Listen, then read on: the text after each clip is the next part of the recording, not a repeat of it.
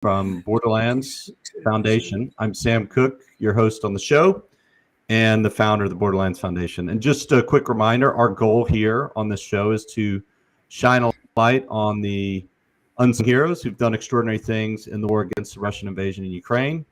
We focus on Tuesdays on refugees and volunteers, people affected by the war by no choice of their own.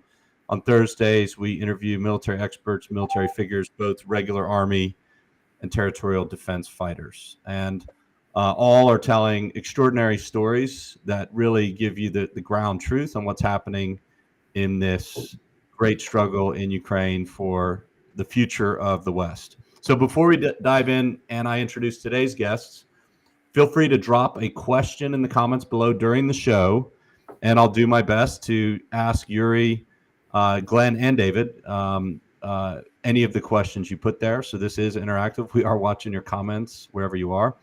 And on tonight's show, we have Yuri, who's been on a number of times, who just got back and did a personal visit to Irpen. And he's going to share with us an in-depth reflection and some videos of what he saw out there. But before we get to that, I want to start with Glenn and David and just set the scene on where are we, because a lot's happened since last Thursday when we discussed what could happen. And we have seen Glenn, what have we seen in the last week? It's a lot has happened. We've seen a lot of movement that we didn't seen expect. Lots. Well, obviously the big thing around Kiev is that the forces around Kiev withdrew. And partially that was because they couldn't get forward, and partially because I think that the Russians understood that they were going nowhere anywhere, and that if they needed to actually to have a political win, then that political win wasn't going to be Kiev for the moment, was most likely to be around Donbass or the south. And I'll talk about those two afterwards. So they withdrew, and I think as everybody knows, that on withdrawing from Irpen and Bucha, it was discovered a huge mass of atrocities, which I'll let Yuri talk about more afterwards. But those atrocities certainly have made a difference to the perception of a lot of people about the invasion, and suddenly a lot of people who were half-hearted about it have suddenly changed their tune. And 2 days ago, I was on an Indian chat show, and this is the fourth time I've been on the same chat show. So I've been on weekly. And the previous 3 weeks, they were very, very middle of the road in about, this was conspiratorial theory, this was Russia, this was FSB versus the CIA, that America was doing this for power, etc., all the old stories we know about. But this time, the main journalist was really, really solid. He's clearly been heavily shocked by what his journalists, 5 Indian journalists around Bucha, what they'd seen, and the Russian guys who were trying to say that this was a put up and this was all actors and everything else. The Indian journalist was really hitting them hard with, are you saying that these actors burn themselves? Are you saying these actors are putting themselves in black plastic bags? Are you saying these actors shot themselves in the back of the head? And that was such a change from the week before. So I sense that, if a major country like India is suddenly waking up and smelling the coffee, that there will be other countries around the world that are doing so. So the troops withdrew, and they withdrew quite quickly, taking with them every washing machine, hairdryer, ladies' underwear, you name it. They took it with them to send back home, and into Belarus. Now, some of them have now started being moved from Belarusia round to the east, and it's not clear whether they are going to reinforce the area around Kharkiv, or whether they will be put into the battle around the old ATO area, the trench lines, with an aim of trying to cut off the trench lines from north and south. Now, round Kharkiv, they've been hanging on quite well. Kharkiv and Sumy, the people have been hanging on really well there. But who are you talking about? Russians or Ukrainians? No, Ukrainians. Okay. Sorry, and the Ukrainians are hanging on well, but the Russians are continuing to bombard them with artillery. And although in both Sumy and Kharkiv, they've pushed out and tried to push the artillery away from firing the guns, but some of the longer range rocket launchers and of course the missiles still keep coming in. Down on the east side, there are 3 or 4 of the Ukrainian brigades are actually being squeezed quite hard, and there have been small breakthroughs in several areas where the Russians have actually got through, primarily because the Ukrainians are at times running short on artillery ammunition, and at other times it's just the sheer volume and numbers of the attack. When you get down into the south, then Russians are still primarily holding roads and towns. I mean, they're in strips along the roads, because if they come off the roads, it's too bloody muddy, and so they just seize up. So they are actually stuck on the roads to a large degree. Ukrainians are pushing back, and they're certainly pushing back towards Kherson slowly and steadily. And they're also pushing back in other areas, Kiev, Rig. It looks as though they may have encircled a substantial amount of Russian troops. But we have to wait and see how that pans out in the next couple of days. But the south looks vulnerable to me. It looks very vulnerable to me. For the Russians. For the Russians, yeah. And if Ukraine can actually put any troops, extra troops, into there and push hard, I think that a lot of areas the Russians will just fold and start running towards Crimea, which would be a good thing. But of course, the south is quite a wide area. They've pushed hard towards Nikolaev on one side, and the fact that the troops from Nikolaev haven't come out and pushed much eastwards says that actually they're still being pushed quite hard. And of course Mariupol in the south is still being bombarded, but is still hanging on. And still being resupplied from what I've seen. Being resupplied. Ukrainians sent 4 helicopters, and 4 helicopters, sadly, one of which crashed on the way back. But 4 helicopters full of supplies. So the boys are hanging on. Azov Battalion are doing wonders. They're doing just like the cyborgs did in Donetsk airport. They're holding their own and they're fighting hard. Now, having said all this, there is another interesting bit, which is that there are rumors that the Russians are going to reinforce Transnistria.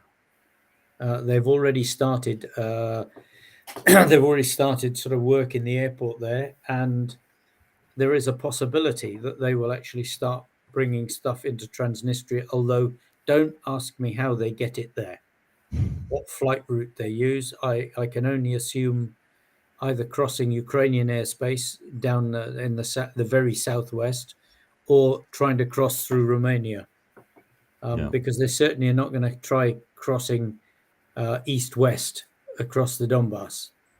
So let's see how that pans out. But I know that that there are extra troops being put on the border, because there's a worry that they might come out of Transnistria to try and take Odessa from the from the northwest.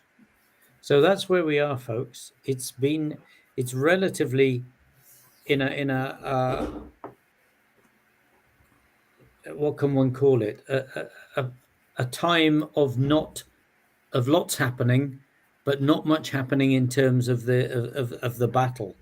So we have to wait and see now where Russia actually puts the forces it's taken from Kiev. In fact, if it can put them anywhere, because some of them are in pretty ropey state and need a lot of loving care before they can be put back into the battlefield. And it's entirely possible that on putting them back in, that they will be extremely unhappy bunnies, having been pulled out once, to be put back in to possibly die again. So there's lots to play for, and as someone called it today, round 2 is just about to start, and we will see what happens in round 2. Round 1 went to Ukraine. Now we see what happens round 2.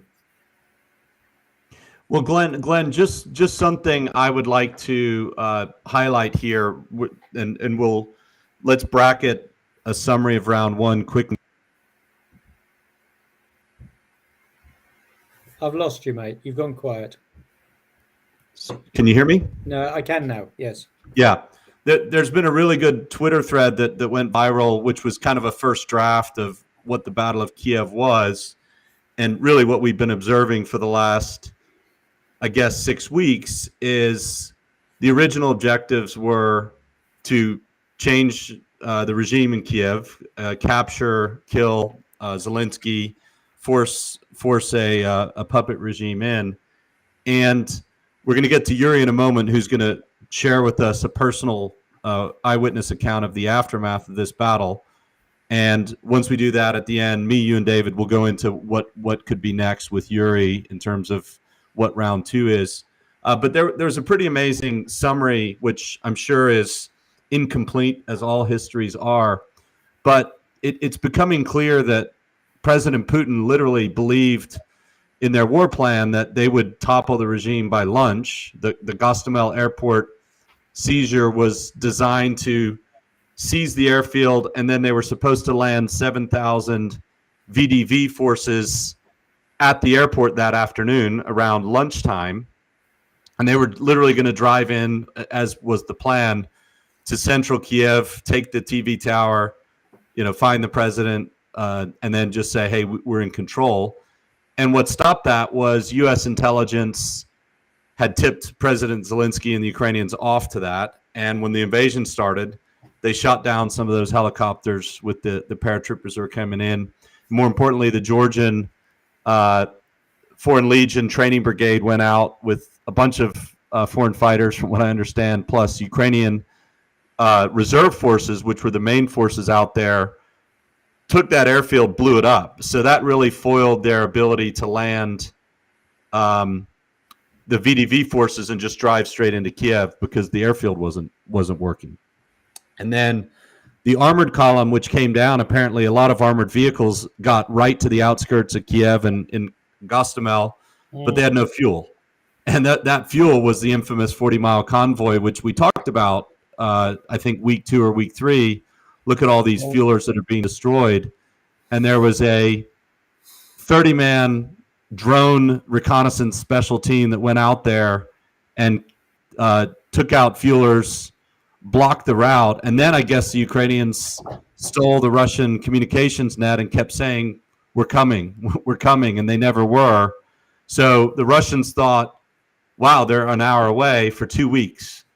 And you had a stranded convoy, or you had a stranded armored force, which their job was to surround Kiev on day 1, 2, and 3. And that force got caught up. I mean, I think the 40-mile convoy was actually not the front. I mean, that was the second bit, and it only became logistics. It was also battalion groups, but it became a 40-mile convoy because the troops that had gone there first were stopped.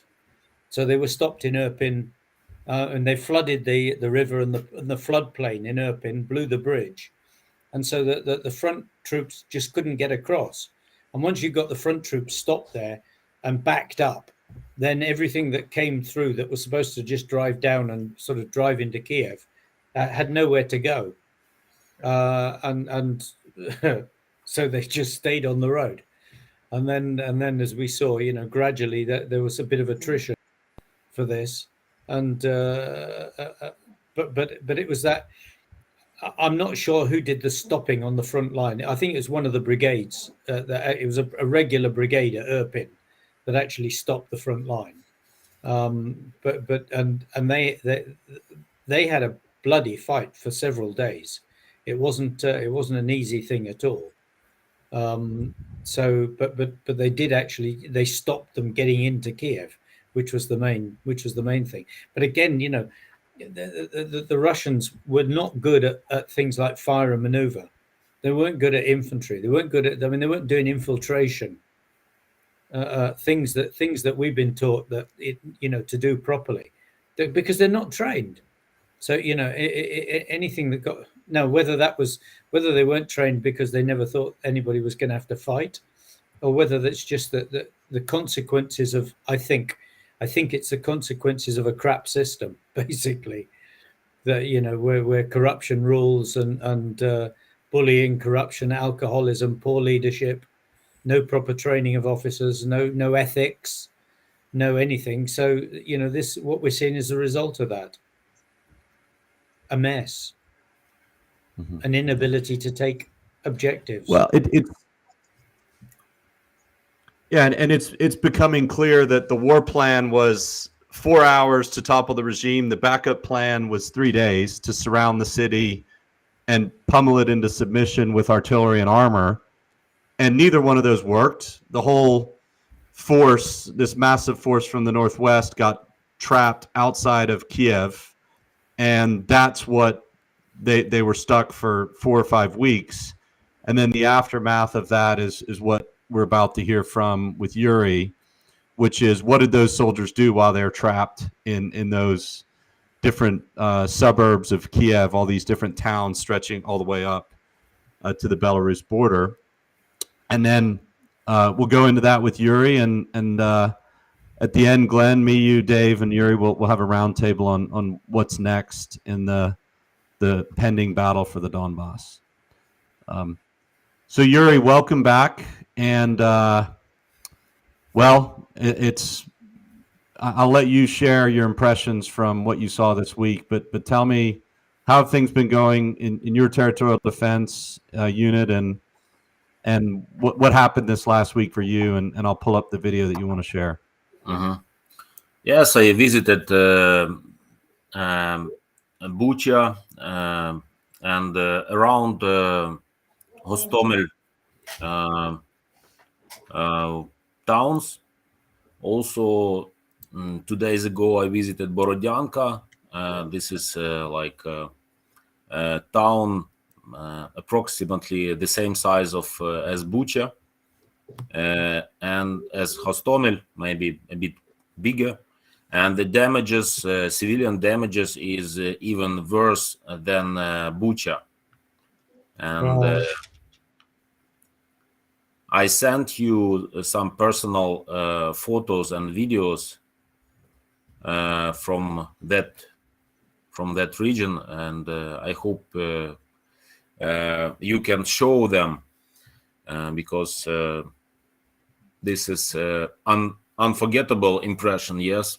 And before I can start express my my feelings and the situation, I would like to add some information about the first days of war, because I have 2 fighters of Azov in my company, and one was at Hostomel the first day after from that at Hostomel after Russians landed at Hostomel. From that at Hostomel, I hear some echo sound. From that at Hostomel, I hear some echo sound. You can hear, we're hearing a little bit of echo from. I hear some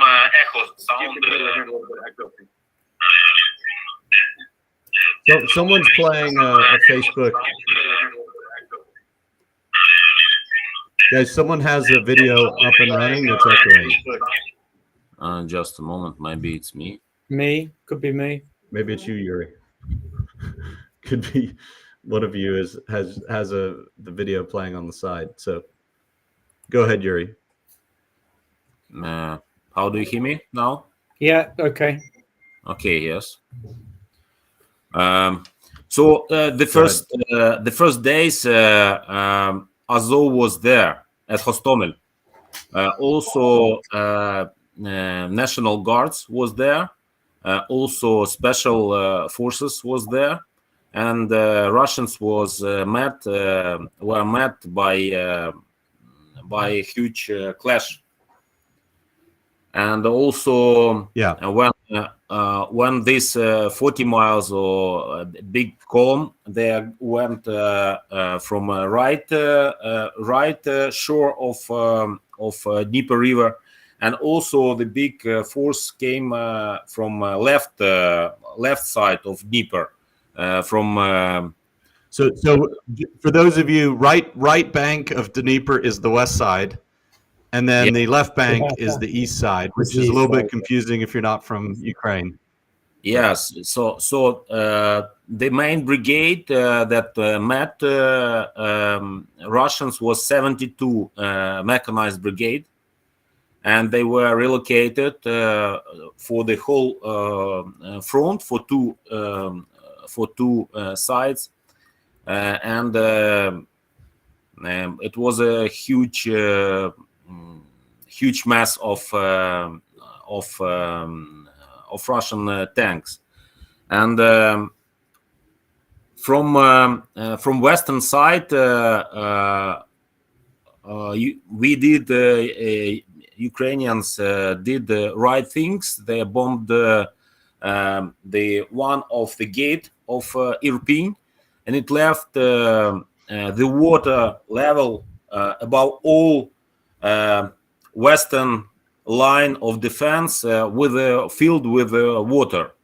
And again, our Tatar walls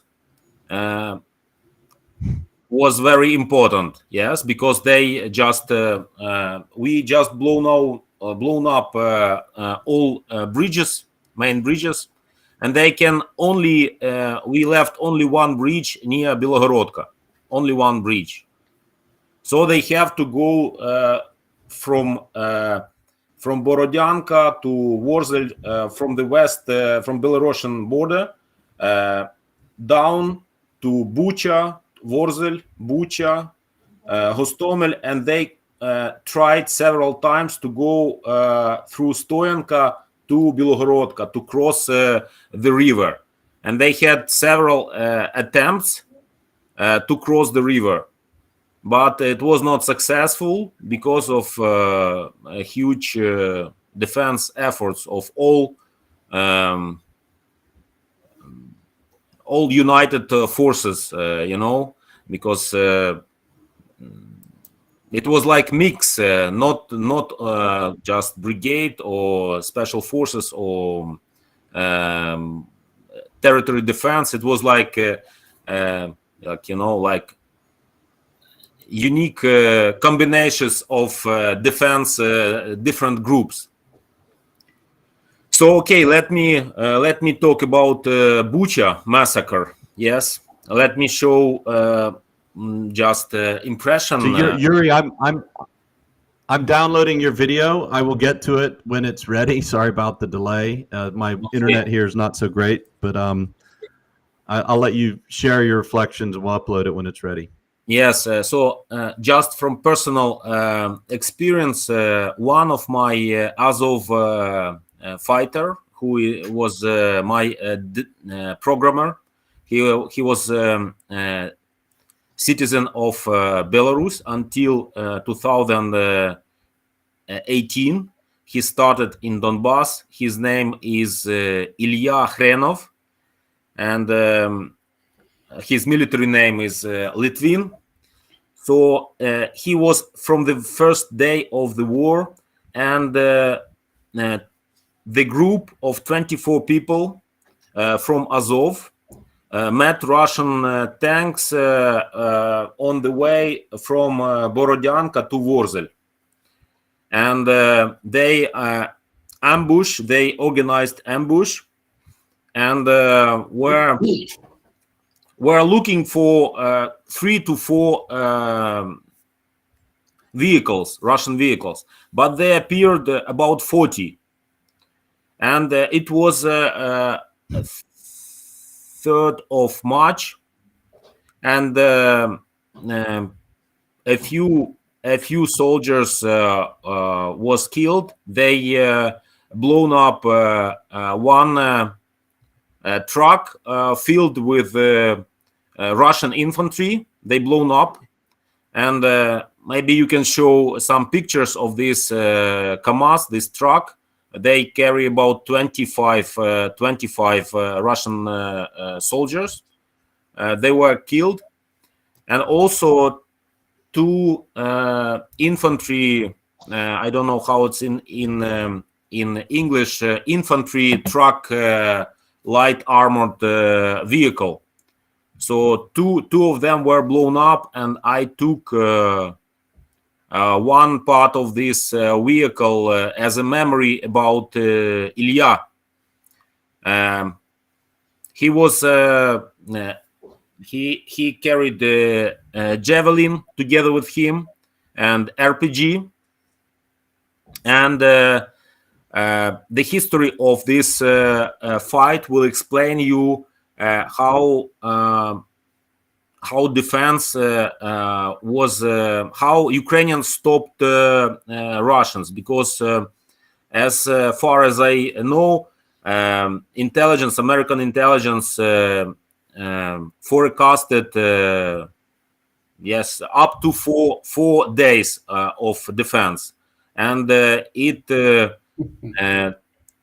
evacuated all Nabu, all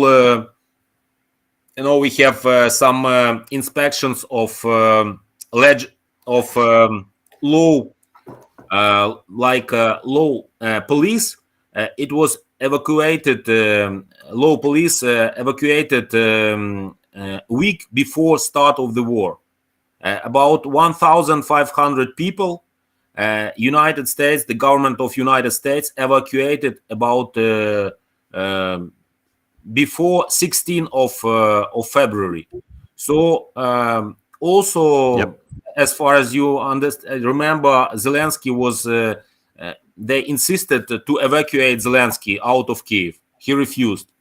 Yes. The estimation of forces and invasion intensity was not for Ukrainians, and if they break through the river, I think that no one helped us with Lend-Lease or with additional weapon. So this is because Ukrainians started to fight very ruthlessly and very intensely. Then I think that a lot of countries started to understand that there not be easy war for Russians, and they will not be accepted here. So for my expression, I took the body of my soldier, and I saw him, and also another guy was the son of my territory defense fighter. We came, 2 of us went to Bucha, and we found those bodies. They were just just left.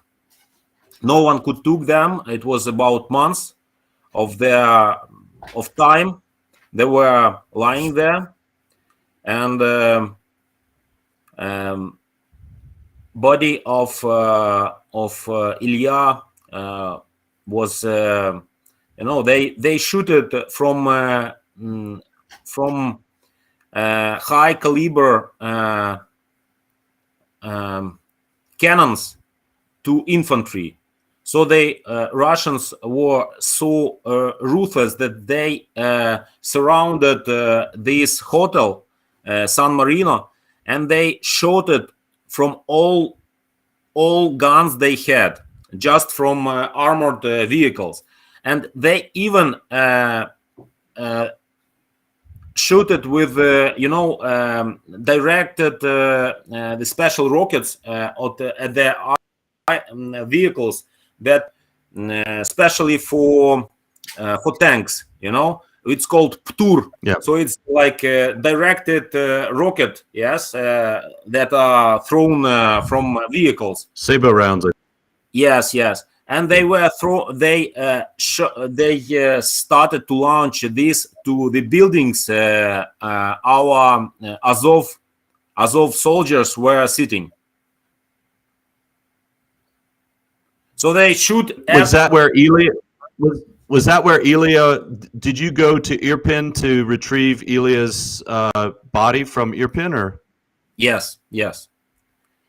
Okay. And I saw these buildings. So Russians they shot from all weapons they had, even thrown these rockets to the buildings. Yuri, did they kill all of those Azov soldiers? No.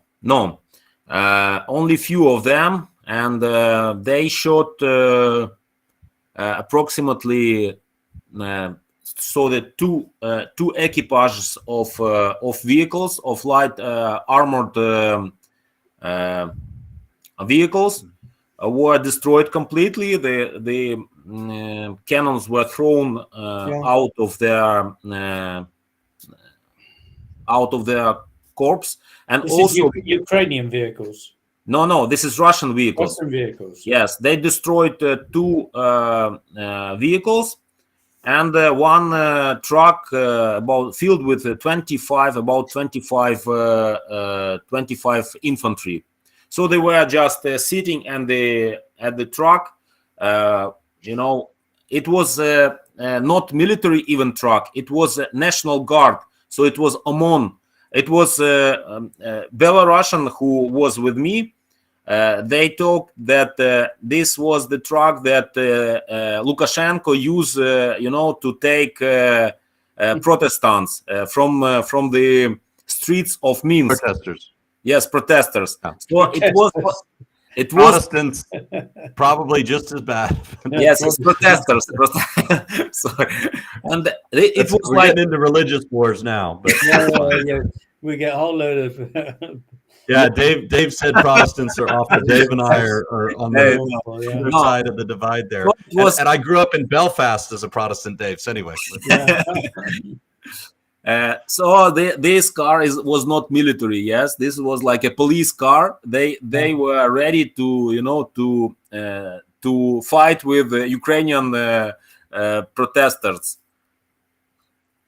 They were destroyed. So I estimate that about 30 Russians was killed in this ambush. So your friend Ilya was killed during the ambush or after the ambush? During the ambush. And they killed 30 or 40 soldiers as part of their ambush. Yes. After that fight, they were like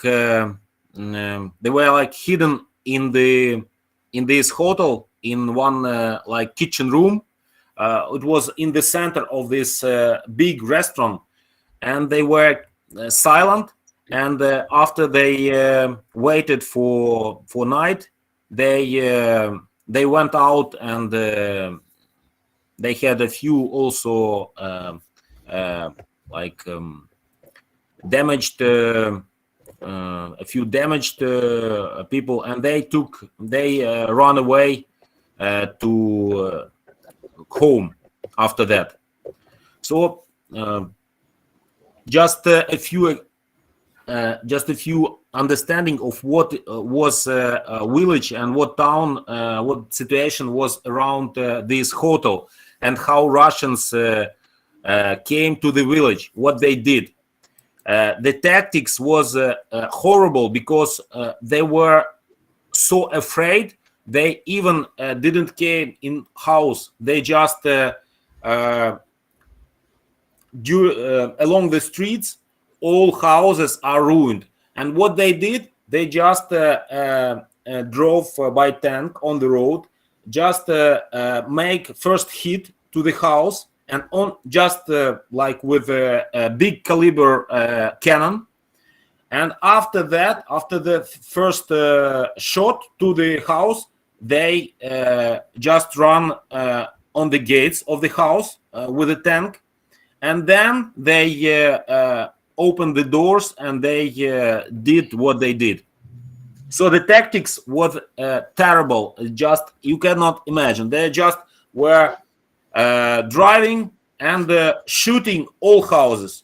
All houses they can shoot. They just shoot it and then come in, take what they want or kill the hosts. And then we see. We just went a few houses near San Marino, near ambush, and we saw outside outside the garden. We saw like earphones, on the gates, some tools for craftsman tools, opened just on the outside the door, outside the house. They were just like choosing what is more valuable, what is less valuable.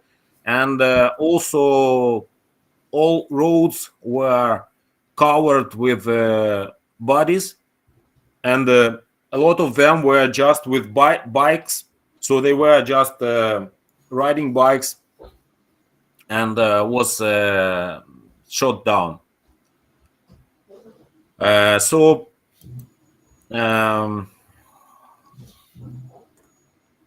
What else? What was what was the most impression? The biggest impression was that all cars they cut the wheels, the tires of all cars. So what they first did, they shoot the houses, and then they cut tires, not letting any car to drive away. So it was like unimaginable that I see that about 50-100 cars were standing, and almost all of them, not almost all of them, all cars were on damaged tires. So it was like tactics: do not let anyone to leave town. Wow. Which town was this in, Yuri? This was in Irpen? Bucha and Irpen, yes. Irpen, it was a multi-floor buildings. I had a talk with the inhabitants, and for example, we came to region where 5 big 9-floor buildings. And in this, usually in this building, there lives about 500 people. And we calculated for 5 buildings was left 77 inhabitants. So for 5 big buildings. Russians were going to flats, yes. And they were looking the address of local deputy of the street. It was like the guys was Asian, from Eastern Russia. Like Eastern Russia, yes. How do you know they were looking for the deputy? Who the deputy mayor, right? The deputy mayor. Who yes. Who said this? The locals told me how they behave. So they were looking for mayor. They knew where he lived. and they opened the door. They break the door, but it was not there. They were looking for him, and also they were like undressing all inhabitants and checking if they have the tracks of machine gun, to see if there someone is like soldier.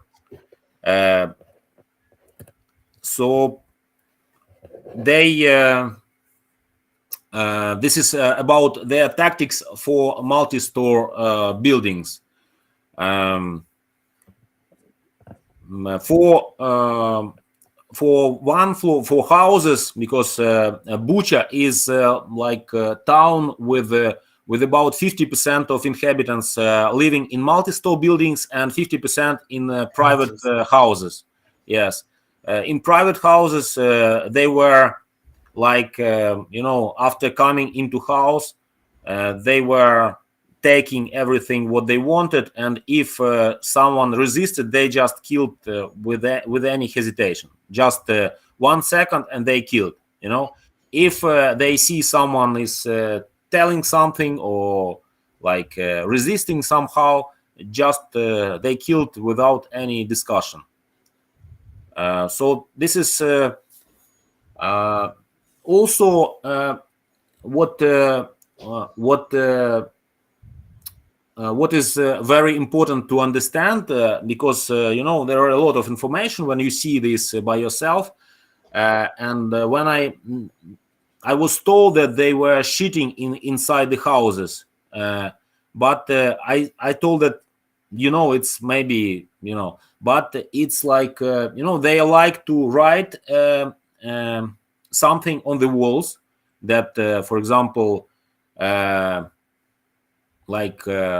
we will do what we want, or you deserve it. Ukrainians, they have some Russia, they wrote on all walls, they call Russia.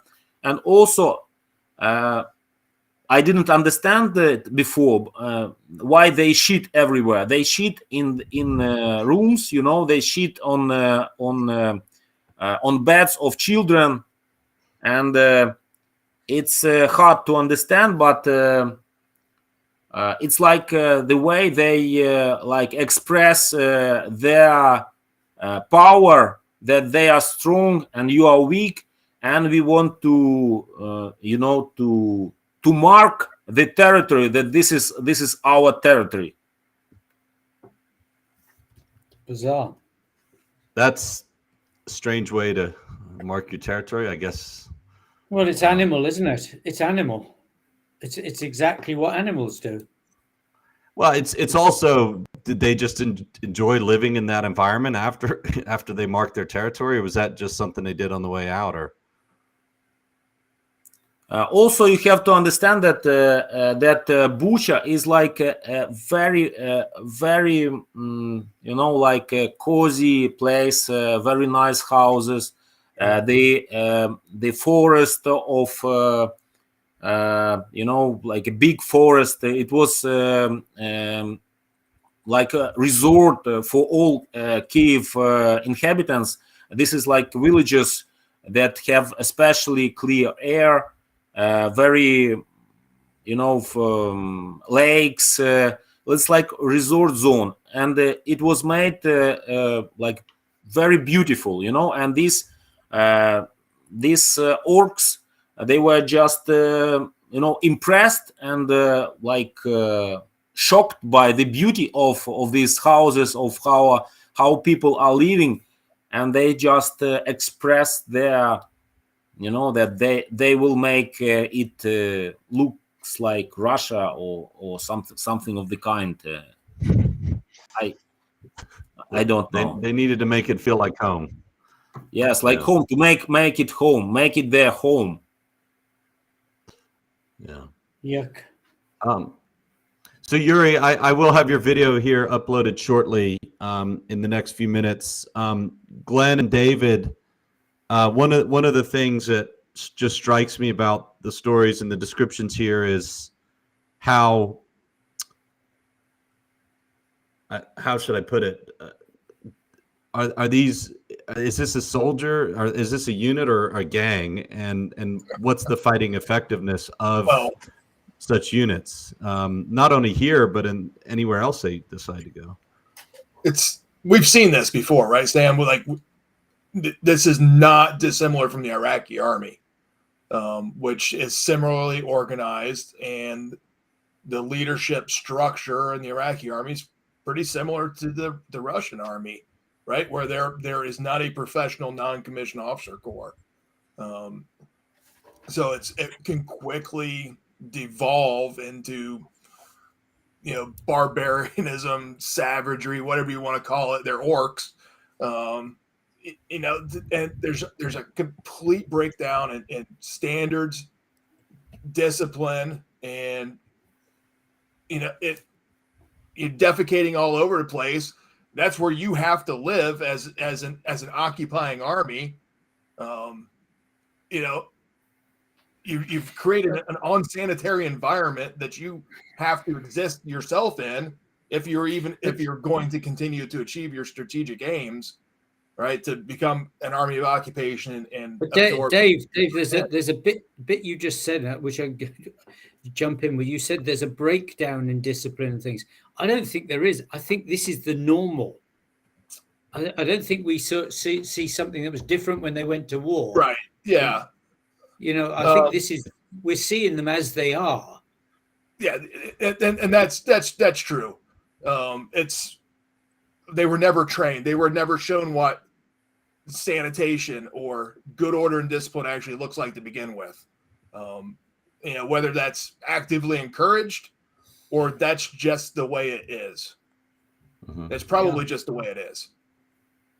Well, Dave, one of the things that I read an article about this, and I think it's important to understand when units are taking the level of losses that they've taken, the Russian soldiers, they're going to be very vengeful back to the entire population from which they took those losses. Even if these people were innocent, they just took revenge on the population. And actually, Dave, you and I saw that among American soldiers in Iraq. It's a temptation every human feels. Yeah. But the difference is the Russian Army officer corps seems to condone and encourage it, versus in the American Army, such retributions on the local population would be investigated and curtailed when they did happen. And they did happen. Let's be honest. There were instances when people suffered ambushes and took it out on the local population.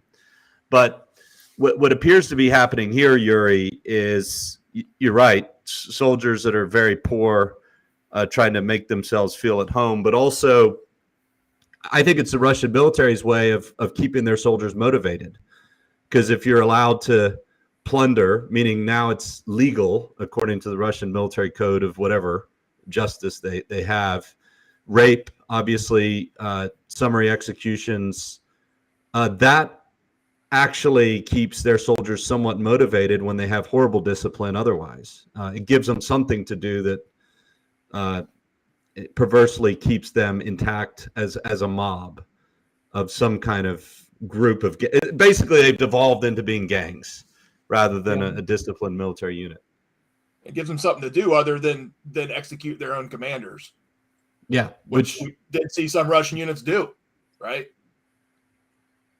Yeah, Yuri. What I think is another devastating factor for them is that after they, for example, stuck in Bucha because they could not capture Hostomel, they were they had a lot of damage in Hostomel, and they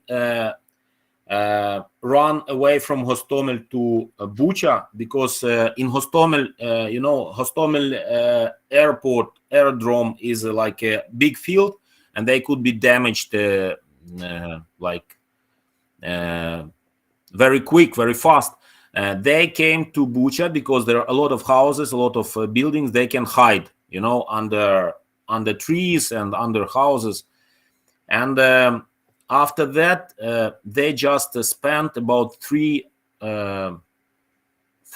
weeks. Yes, it was like after 24th February, they came about 3rd of March, and until the end of March, they were standing at one at this place, and what we were talking, I was discussing with locals what they were doing. Yes, and I wrote one interview with one local that he told that that one soldier, I sent this video to you. One soldier came to this like elder man and told that 40 soldiers of his like unit are killed, and they told that they don't know what to do. You know, they do not understand. So, for example, if they capture the town, yes, the city, they don't understand what they need to do, what they want to do. So they do not understand it just from their heart, you know. They had no idea why they were there and what they were. No idea how they can explain this capture, yes, this violence, this killings, this death. So it's after first phase when they came and they fixed, they just understood that they are here. Yes, they are in Ukraine. They are now made some, you know, some checkpoints. Made some captured some houses. So lots of liquor, lots of food, yes. lots of Yes. By the way, in that Kamaz that was destroyed, in their legs there were like expensive whiskey. Really? Bottles of expensive whiskey. Yes. Which they obviously stole on the way there. Bucha. Yeah. Yes, and they asked trying to explain with locals what they can do next. So how they can liberate anyone, any person, any local, what they can do, and they could not find an answer. So I think that this is a very killing factor for them to start to destroy themselves, because the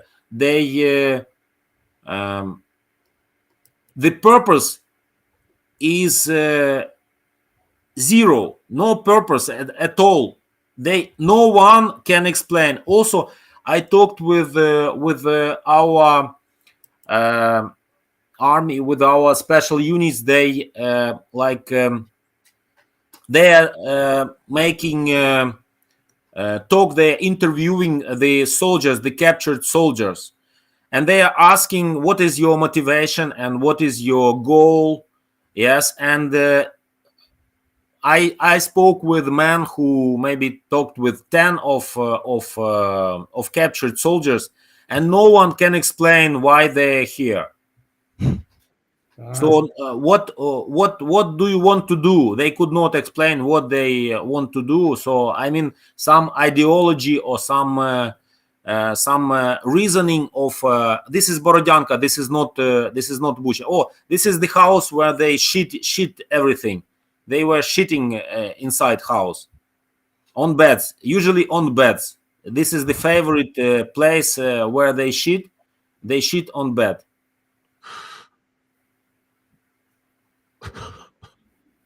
Sorry, Yuri, just the way you say it is, it's like, yes. And this is, I think that this is the clue of I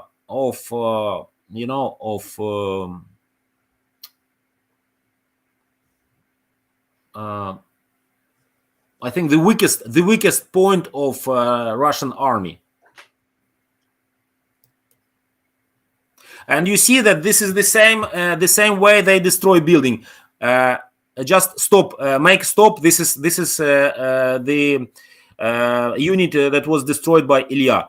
And you see that multi-store buildings, they just pulled the bombs from airplane inside the middle of the building. So it was like like a card house. They were with plane.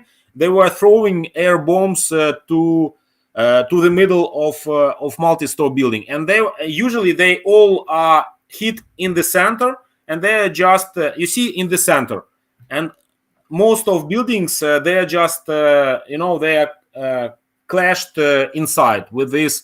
It's like the same picture as they shoot with tank in the middle of the house. Yeah, just welcome hit. So this is 2 units. You see the 1 unit, 2nd unit, and KAMAZ is at the rear, about 100 meters from here. You see KAMAZ with whiskey. Yes, with whiskey. And I took some part of these vehicles with V sign. So this is closer to the center of Bucha. Yuri, what day was this? It was 2nd of March, 2nd of April, 2nd April. Yes. So these were just people who had been killed. Were you one of the first people there? Were there soldiers in there? Yes, I was among the first people who visited the place. So it was like the next day after Bucha was captured. So this is the restaurant of where Ilya was fighting.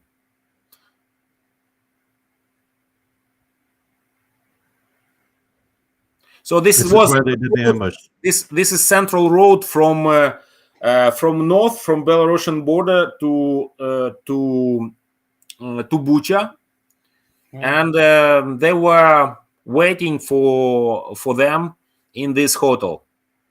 So Yuri, this is when they were ambushing armored troops that were trying to reinforce Gostomel and Bucha. Yes. They and just. What day was this ambush? It was 3rd of March. Okay. It was 3rd of March, and it was about 3 p.m. So this is the place where Ilya was killed. Or it was a compound, or yes, this is inside this garden. The BMP just came in, and it was about 60 shots of BMP. It just smashed everything around. So it looks like they were just shooting. They were shooting just around. They don't know where from was ambush, and they were just like complete destroying, like Grozny. To repeat Grozny, but micro Grozny.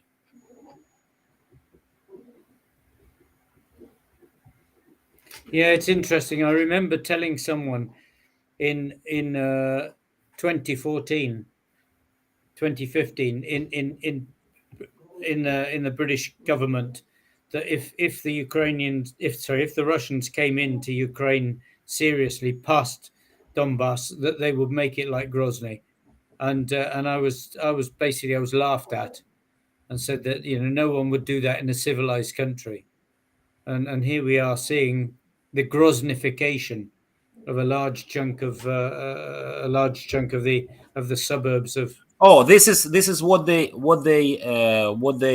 wrote. The Russians wrote this. Yes, the Russians, and this is Russians. I can translate you. тяни родной, скоро домой. It's like take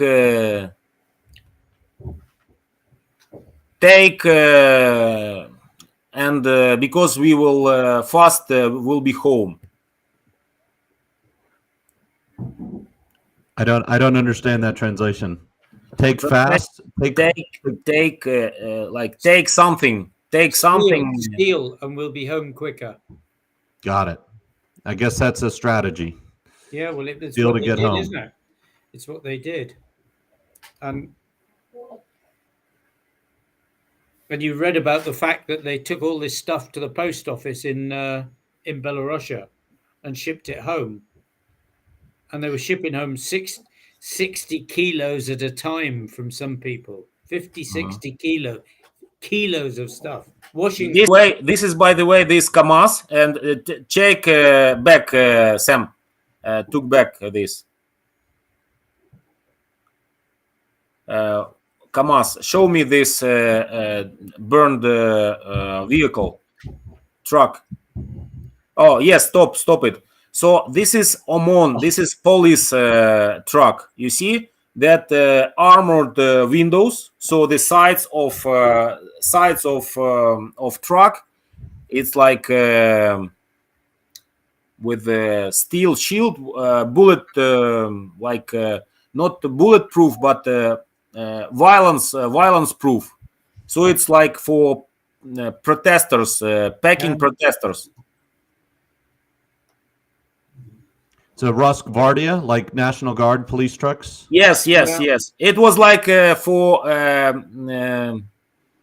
Kadyrovians. Yes, for Kadyrovians. They were coming not to fight with military army, with the regular army, but fight the local population. Yes, fight with civilians. Yes. Yeah, wow. That's what they're good at that in TikTok videos. Yes. And this is Irpen town. Irpen town is like more like multi-store building, and you see all cars this is like a first line of cars, but also inside these roads, a huge amount of cars. All tires are like someone was going and destroying tires. Wow, look at that.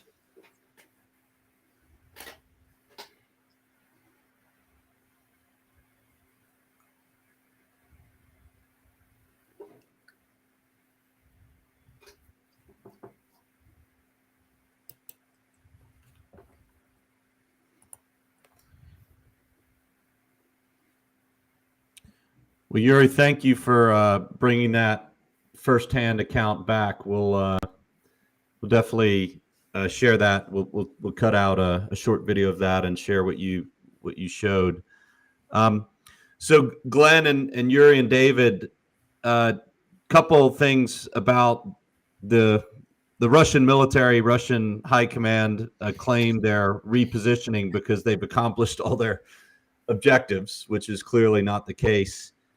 And there's a big debate right now. Actually, I wouldn't call it debate, but I think it's obvious that the soldiers that are being withdrawn from around Kiev are very undisciplined and have not done well in terms of maintaining probably their equipment, evacuating all their soldiers. They probably don't have accountability of who they brought in and brought out.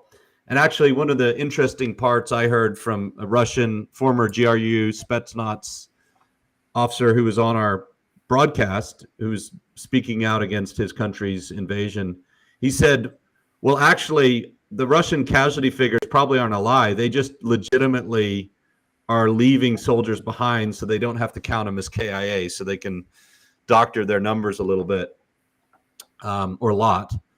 And it seems like whatever forces are being pulled out of Belarus either need to go through 4 to 8 weeks minimum of rest, refit, rearming, re-equipping, or they just get sent piecemeal or in mass into the Donbass with no rest, re-equipping, or anything, and they just get thrown into the meat grinder, I guess you'd call it, in terms of whatever's happening around there. And the advantage to waiting is you get effective units, maybe, again.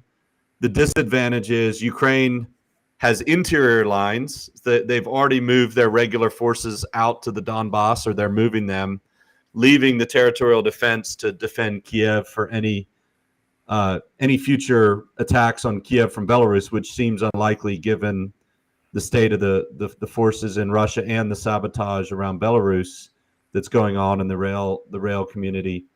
And Russia has a really tough choice, because you either don't do what you should do, which is refit everyone, or you just callously throw them into combat without any refitting or rearming recovery operations. And more importantly, apparently these units, even in this area, didn't know each other. They were all kind of thrown together. They had no unit cohesion going into the war, and let alone coming out. Maybe they've got some cohesion now because they've done a lot of bad things together. But going into the Donbass, you don't just bring a soldier out there and all of a sudden they're going to be fighting effectively. So that takes us into what's going to happen next. And Yuri, you've fought in the Donbass as a regular Army officer before, in 2015, 2016. It's a different fight out there, a different terrain, a bit more wide open, a bit more armored vehicle friendly compared to around Kiev, where ambushes and vegetation made dismounts against armor very effective. So let's go into what's going to happen next, because the next, I think, 4 to 6 weeks, as the Battle of Donbass shapes up, is going to be the decisive second round, whatever that is, of the war, and who knows how many rounds there are. But let's go into that. Sam, I want to add some words about Ilya, because he was a hero. Yes, he was just from the first day of war, just in hours after first rockets hit Brovary Airport and in other cities. He called me and told Yuri, I finished the final edition of code is loaded to GitHub, and I will go to war because I need to. Just he didn't he didn't look around. He didn't think too much. He was just like a fighter from their from their deepest parts of their soul. And I will send all documents and all documentaries, all photographs to honor them by Ukrainian army and the Ukrainian government to be to mention by some honor. And I want to say that I'm proud of him. I'm proud that he that had the honor to work with him, to know him, because he is very bright, brave man. He always we are discussing everything very broadly. He was a citizen of Belarus, and also he was married. His wife left very young, 27 years old. He was also 27 years old. And I want to ask those who see us to help her, to support her, maybe to write some word, warm word to her, because it's very important for her. Also, Ilya was the fifth son of his family. He had a big family in Minsk. And I would like to don't forget this hero. I will do my best to repay for his blood, and I ask you to to be persistent in our fight, because what we are doing, we are fighting against this terror slavery, against this enemy. So I will send you the requisites of this Karina, and please help her to live over that. This is very important. Yeah, Yuri, one of the things we started doing on this show, and we're going to keep doing it, is when we feature, just like when you've come on, we want to, Ilya's story, let's definitely get the information for how to support his widow and his memory, and we'll share that with our audience. And we could actually do that again, Yuri, if you want to bring in some photos and some other things to memorialize them, because that's really important. And we're going to release next week, or in the next few weeks, a technical platform where any Ukrainian that we speak to, that we verify their case, can post their story without having to post their name, and people can donate to them directly money, whatever they need help with. So we can definitely put this on that and have people support her directly, Yuri. So that's going to be an honor to put his wife, his widow's story on there and get her the support she needs. So I look forward to that. Yes. Thank you, Yuri, for sharing. So let's go finally to what's next, Glenn, because unfortunately there's a lot more fighting, I think, ahead of us, and sacrifice like Ilya. Well, I think one's got to assume from what's there, where they've pulled back and where they haven't pulled back, that there's still a desire to actually take all the ground, all the way from Sumy in the north, from Sumy all the way down to the Romanian border. So to cut off completely the sea from Ukraine from the sea, and then to expand the old Donbass right up to Kharkiv and if possible beyond. And even that might be too much for them, but you'll notice that they haven't withdrawn the troops around Sumy and Kharkiv, so that makes me think that they've still got an ambition to take those two if they can, because they're both of them, of course, are really close to the border. So here's Kiev in the center. These are Russian forces that have withdrawn to Sumy, to Belarus. Sumy, I believe, is right up here. No, Sumy's over here. I can't say Sumy's over. Sumy's up here, and this is Kharkiv area. Yeah. Leading, or no, is this Sumy and this is Kharkiv leading down to the Donbass? Sumy's above Kharkiv, and this is a lot for them. I mean, the other, what is interesting is that most of the battle appears to be, the forces appear to be through the into the trench lines, which I find quite amazing, because I mean they're trying to, it's like they're trying to frontally batter the forces on the trench lines. Maybe it's just to hold them in place. I don't know, but I mean, of all the places that you're going to attack, attacking the well dug in trench lines is not the best place to attack. You could see that from the south. I mean, they were able to drive much more quickly and cover ground much more quickly in the south. So it's strange that they didn't put the emphasis down there and just drive north and around the trenches rather than trying to actually to batter them. But okay, this is what they've been doing, and as you know, the effect or the defense was so strong from the Ukrainian side that the Russians had to conscript everybody up to sort of 60 years of age that was in the Donbass region. So if they've already done that, then there's not much further they can go, except by throwing in more troops, who also then will be fighting against quite hardened positions. So you can, if people can see the map, I mean, there is actually the possibility of what the Ukrainians call a boiler, where troops can be cut off. There is a possibility right in this area. Yeah. So I don't know, whether they'll concentrate on that.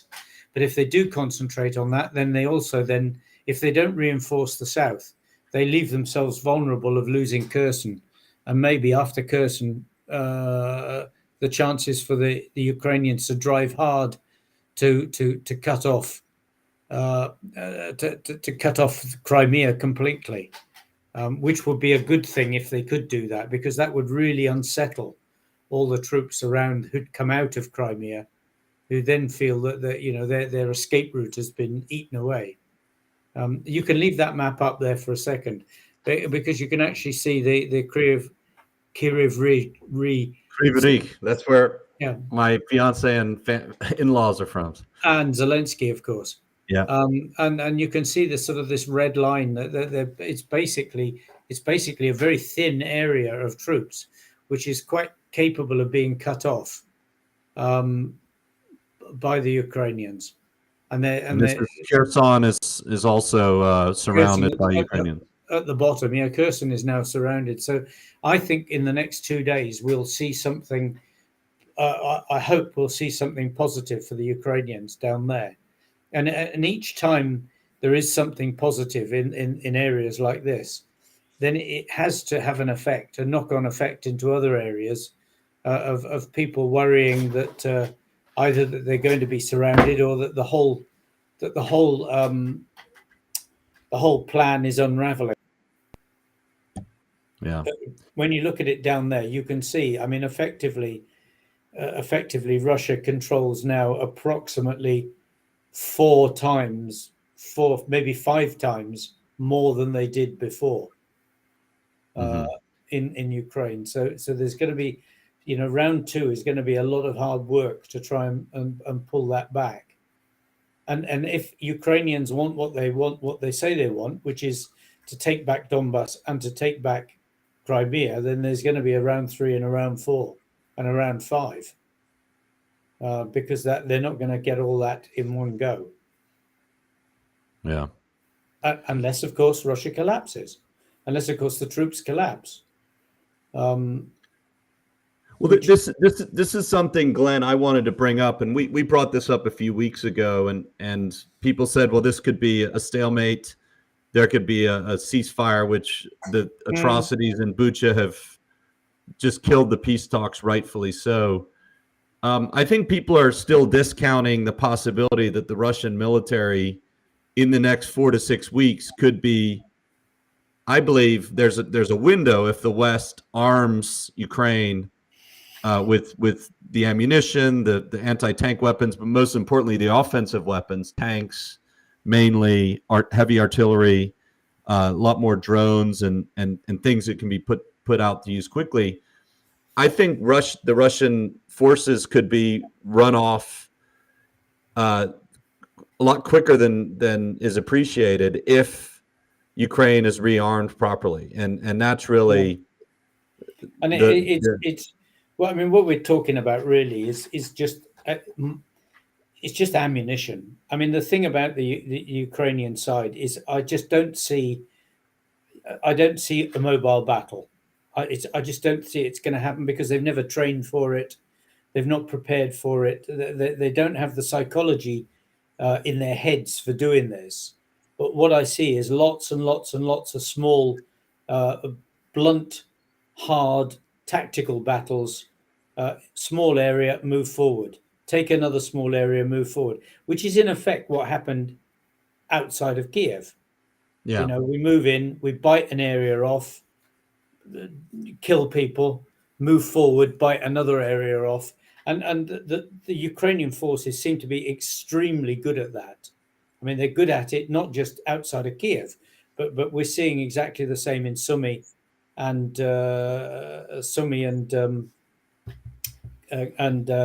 Kharkiv. I mean, but what you're not seeing that in the along the east, along the old trench lines, is because on that line the Russians are still in the attack. They're still in the heavy attack mode. They're still using artillery, rockets, everything to try and push the Ukrainian forces back and break them. So they've got to hold there, whatever happens, and that means ammunition more than anything else. It's ammunition, and more than anything else, it's artillery ammunition. And you can actually see from some of the video things that the Ukrainians are down to firing 1 or 2 guns at times. They're not firing. They're not firing a battery. They're firing 1 or 2 guns, and that shows that they've got to be very accurate and precise with their firing, because they can't afford to waste ammunition, which the Russians don't seem to be worried about. So, David, what are your thoughts going forward? Because this is a key moment, decision point for how Russia approaches the fight, whether they push fast and quick with little regard for effectiveness of rearming their troops, or they be more deliberate and therefore give Ukraine a lot more time to be deliberate. Which do you see happening, and which do you see as the most risk for both sides? So a couple things I'm looking at. I don't think Transnistria is going to be a factor. You got the 3 BTGs there. I'm with Glenn. I don't see a way to reinforce that. They're not going to do it by air. That's incredibly high risk. By sea, Moldova's landlocked, right? You can get up a river, and there's one port on a river to get in there, but that's not going to happen. So I think they're going to keep what they have there for the time being. What I'm looking at is Russia still has a huge logistics problem to reposition the forces that they've moved out into Belarus, right? And you kind of hit on this, Sam, with the rail problem, because inside Belarus, the rail workers are kind of on strike right now, which is going to hinder Russia's ability to move 3 combined arms armies that are stuck in Belarus. So regardless of what condition those units are in, they can't get them out of Belarus right now anyway, because the rail network is effectively shut down. All right. So out of the 4 combined arms armies that Russia moved out, we'll call it northern Ukraine, only one of those has been able to reposition. Right. And that's the Second Guards. All right. And they're over near Sumy. But the other 3 combined arms armies, they're in Belarus. So until they can get them out of Belarus, they can't regenerate the combat power. Right? Whether that's equipment, that's personnel, combination thereof, and then reallocating them to the Eastern Theater, it's not going to happen anytime soon until they solve the rail problem, which seems to be compounding difficulty every day going forward. So that's a tremendous amount of combat power Russia has tied up in Belarus. Not going to get committed to the fight. Doesn't look like they're really repositioning, moving any other combat power to the Donbass. Right? It looks like they're relying on what they pulled out of the north to get into the Eastern Theater. So I don't think that's going to happen anytime soon. So this is what you're talking about. Yeah, and they've still got to feed them as well. Every day that they're there, they're still using fuel because they've got to heat themselves at night. And if the bosses start telling them you can't heat the vehicles up, because remember it's still dropping below freezing at night. So they're still going to be burning fuel. They've not got food. Absolutely. They've got to bring food to them. And they're unhappy. Well, they may be happy if they've stolen enough fridges. But I mean, there's going to be a lot of them that are unhappy because their colleagues have been killed, and they might feel that they've been led up the garden path about all this. You mean lied to, under-resourced, abandoned? Yeah, abandoned, all these things. And if they're stuck there, and I think Dave is right. I mean, even if they want to move them, even if the railways are working, it's still going to take quite a while to shift that lot, because there's a lot there, and you've got to put them on the trucks, on the rail, and that takes quite a time. You don't put a battalion group onto a railway train in 5 minutes. It's a day's work. And okay, it's a day for a battalion. It's a day for a battalion. Then you got to move it. Then you got the train's got to come back. You got to move another train in. It's not. This is not a simple job at all. And they're not going to be driving them. They run out of fuel going short distance, so they're not going to be driving them all the way around there, because it is a long way. It's a long way. I mean, it must be the best part of 800 kilometers. If they want to get them round to Donbass, it's the best part of 1,000 kilometers. And 1,400 to get them down to the southern front. And this is where down past Mariupol or somewhere like that. Yeah. And this is where they're most vulnerable from a force standpoint, in terms of very, very thin and probably tough occupation duty. Correct. And remembering that occupation duty, where you're looking there, that actually the Russian troops are on the front of that. Behind that, you've got civil administration, police, and National Guard, who are not going to be very happy about being on the front line, because they're not frontline people. Mm-hmm. So if the Ukrainians break through the front line and start driving down the roads towards other places, you could see some very, very sharp movement towards Crimea.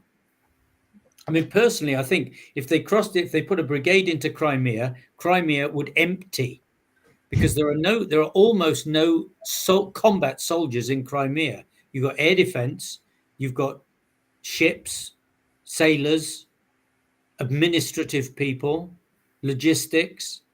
So if you actually get through down into Crimea and start punching people, I tell you, most of them will be across that bridge as fast as they can go out of Crimea. Absolutely. I mean, you already saw the pictures week and a half ago of the civilians trying to get out of Crimea, that have got flats and things there, and the FSB and people trying to get out.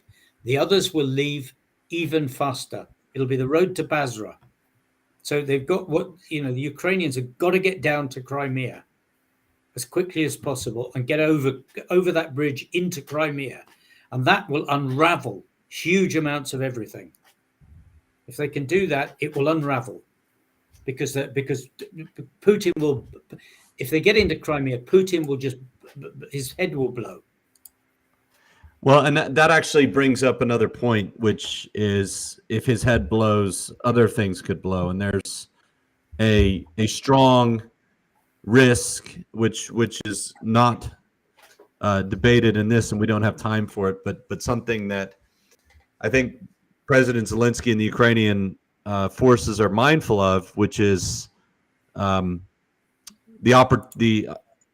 the non-zero possibility of tactical nuclear weapons and chemical weapons, biological weapons being introduced on the battlefield. So it's, I think, probably the next 4 to 6 weeks could be very surprising in terms of what happens in multiple parts of the battlefield, or it could be both sides taking their time to get ready for the pending clash in the Donbass. But you're right, Glenn, the South is definitely something to watch. It's vulnerable. It's really vulnerable, I'm sure. And I think another thing the Ukrainian government is very aware of is, if what just happened in Bucha and Irpen and all these other towns outside of Kyiv is any indicator, they have to be as anxious as possible, as, let's call it, there's a huge sense of urgency to liberate as many towns as they can, because Yeah. we know that what's happening in Melitopol and Yeah. Kherson and Berdyansk and all these towns in the south is not good. Yeah. And that's where, and Mariupol, of course, getting Mariupol's the worst. to relieve Mariupol, where they've introduced mobile crematoriums, according to the Mariupol City Council. It's unfortunately, we might never know the true scale of, at least with evidence of the murder that's going on in Russian occupied territories. So that just gives another, I think, sense of urgency to Yeah. the Ukrainian side. And with that, Yuri, I'd like you to kind of close out on the sense that you and your friends in the Ukrainian military and territorial defense are feeling in terms of the motivation and desire and the will that the Ukrainian side has right now to win this. I want to add some information for borderline of existing Donbass front line, because when I served there, they were building 3 lines of defense. It's like a complete engineering, total, very strong engineering system of 3-line defense. And as far as I know now, that they could not even break through the first line of defense. They could not take the place where I was serving with the 93rd Brigade. So it was like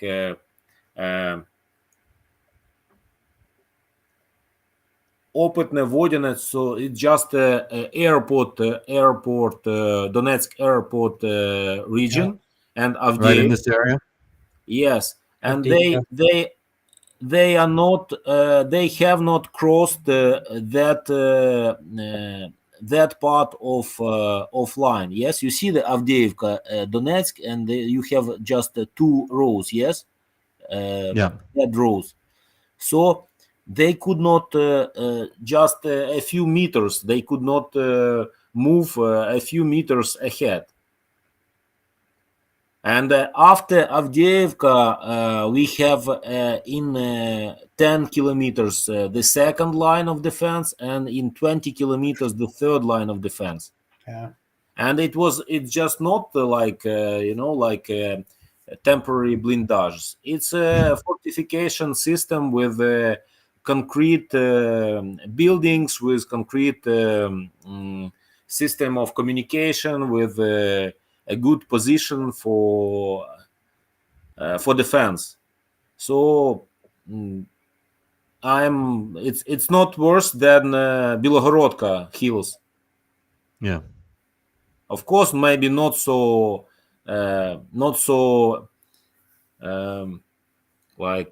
proven by time as Bilogorodka hills, because they are 1,000 years. But your hometown, yeah. Yes, but still, they have, and we have a very strong defense line here. About moral and level of motivation, I just a few days ago I visited my wife's brother, and he is here near Kyiv. And also another employee from Western Ukraine. They were attracted to Territory Defense Battalion, and they are here in Kyiv, near Kyiv, about 30 kilometers. So all territory defense is also regrouping and is very strongly motivated. I want to say that about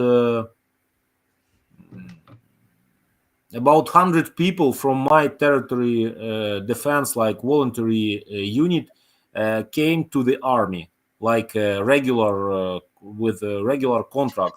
Usually, this veterans. This is veterans who fought in Donbass, and they became now regular army officers and soldiers. And also we have like strong dynamics of moving territory from west to east, and this is quite a huge power, and motivation is really strong. So for example, for today, even after Russians are not near Kyiv, I receive 10 calls from support organization, including Spirit of America, by the way. Sam. Yep.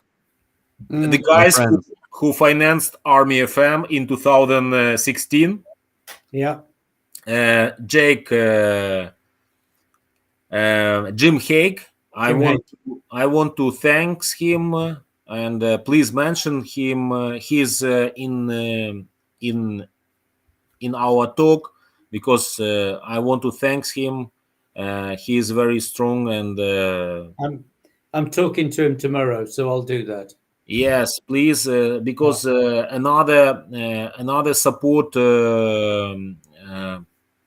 delivery from him I forwarded from territory defense to the east, because it's more they need it much more than we here in Kyiv now.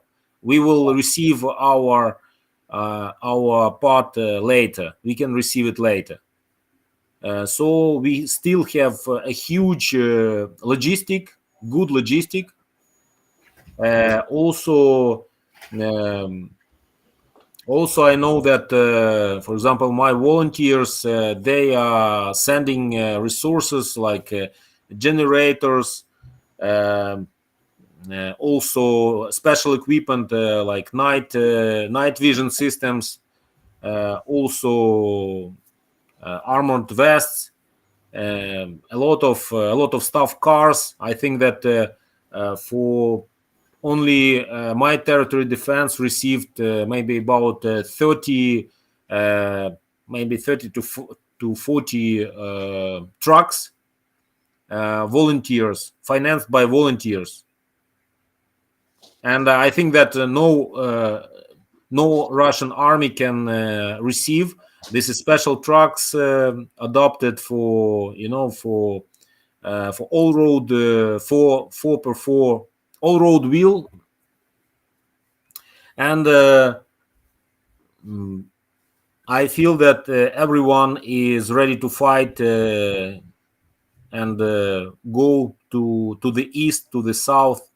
Also, I want to say that Azov in Mariupol are fighting very good, very strong, and they still have a strong position. They are well.